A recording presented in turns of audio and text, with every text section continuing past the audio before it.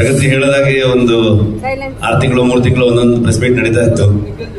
ಒಂಥರ ಟಚ್ ಹೋದಂಗೆ ಆಗ್ಬಿಟ್ಟಿದೆ. ಲಿಟ್ರಲಿ ಎಲ್ಲ ಊರಿಂದ ಫಸ್ಟ್ ಟೈಮ್ ಬೆಂಗಳೂರಿಗೆ ಬಂದಾಗ ಹೆಂಗ್ ಫೀಲ್ ಇದೆಯೋ ಅದೇ ತರ ಫೀಲಿಂಗ್ ಇದೆ ಅವಾಗ. ಇಲ್ಲಿ ಬಂದ್ರೆ ಎಲ್ಲ ಸರ್ಕಲ್ ಒಂದೇ ತರ ಕಾಣಿಸೋಕೆ ಶುರು ಆಗಿದೆ. ಎಲ್ಲೂ ಹೋಗಕ್ಕೂ ಆಗ್ತಿಲ್ಲ. ಬಂದ್ರೆ ಅಜಿನಿ ಸ್ಟುಡಿಯೋ ಮನೆಗೂ ಹೋಗ್ಲಿಲ್ಲ. ಸೊ 3 ವರ್ಷ ಅಲ್ಲ, ಪಂಚವಾರ್ಷಿಕ ಯೋಜನೆ 5 ವರ್ಷದ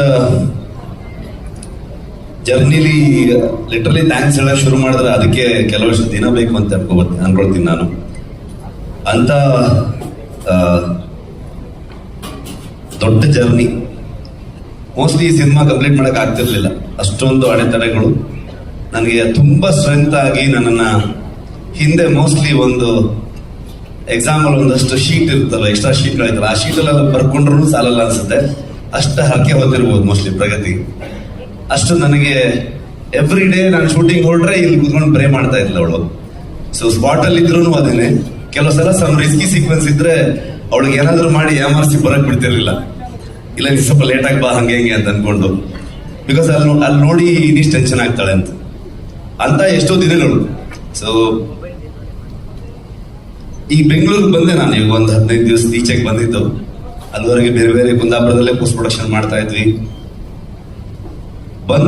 ಬಂದ ಮೇಲೆ ಸುಮಾರು ಕೆಲವೊಂದಷ್ಟು ಜನರು ಗೊತ್ತಾಯ್ತು. ಫೋನ್ ಮಾಡಿ ಹೇಗಿದ್ದೀರಾ ಅಂತ ಕೇಳಿದ್ರು. ಅದೊಂದು ಮಾತ್ರ ಕೇಳಬೇಡಿ ಅಂತಂದೆ ನಾನು. ಇನ್ನೊಂದ್ಸಲ ಹೇಗಿದ್ದೀರಾ ಕೇಳಿದ್ರೆ ಅತ್ತೆ ಬಿಡ್ತೀಸಿದ ಅಂತ.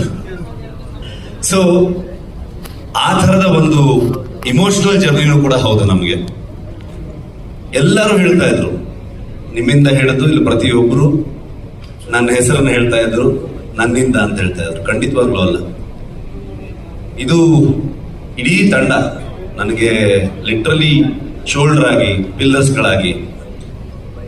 ನನ್ನ ಮಕ್ಕಳನ್ನ ನೋಡೋಕ್ಕೂ ನನ್ನ ಹತ್ರ ಟೈಮ್ ಇಲ್ಲ. ಅವರು ಸ್ಕೂಲ್ಗೆ ಹೋಗೋದು ನೋಡೋಕ್ಕೂ ಟೈಮ್ ಇಲ್ಲ.